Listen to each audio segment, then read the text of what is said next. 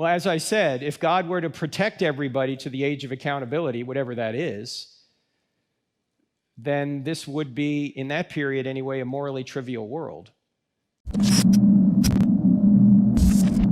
One, do you believe in the age of accountability?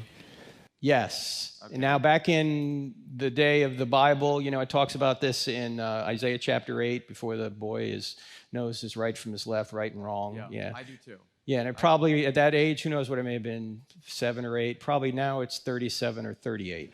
Yeah. Okay, so. Yeah. All right. I do too. Okay, right. Good. So 2, does God give us free will so that we can choose him and aren't forced to be with him? Yes, he does give us free will, because if he didn't, then he's the author of evil. All right. I agree. Okay. And 3, why does God model the earth so that we choose him out of our own free will when others die before they're given a chance? Okay, so this is what about those that have never heard is basically the question. No, I'm saying why did God model the earth so that we choose him out of our own free will when there are a lot of people that die before they're given the chance to make Before the age of accountability, you mean? Yeah. Oh, So why okay. did he model the earth this way if a lot of people end up going to heaven anyway and they didn't choose him out of their own free will? Well, we don't know really what happens before the age of accountability. We have some hints. For example, when David's baby dies, he says, I will go to him, he will not come back to me. The implication is that David's baby's in heaven. So we assume that's the case. Now, God is infinitely just and infinitely loving. So nobody in the afterlife is going to go, God, I got a raw deal, right? Wherever they wind up, they're going to know it's just or grace. Also, imagine a world here where nobody could get hurt or die till, say, 70 years old. What kind of world would this be? And then at 70, suddenly you became mortal. How would we be living for the first 69 years and 11 and a half months? Right? Yeah, we would be completely off the wall.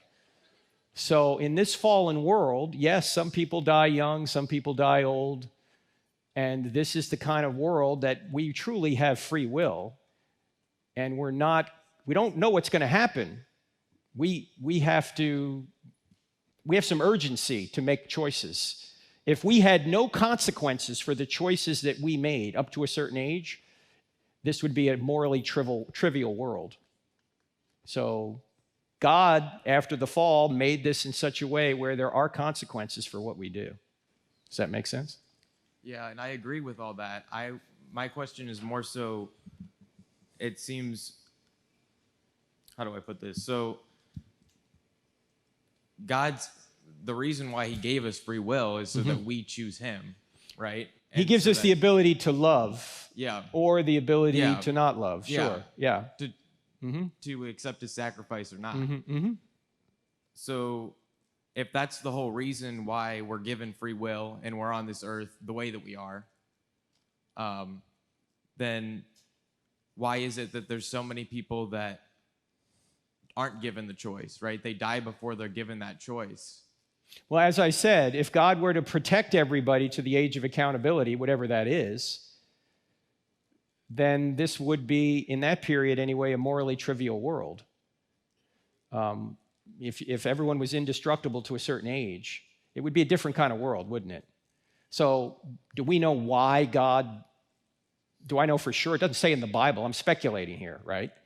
But I don't know how it would be better if God protected people to a certain age and then they became mortal. Why would that be a better world? I don't know. I don't know if it would be.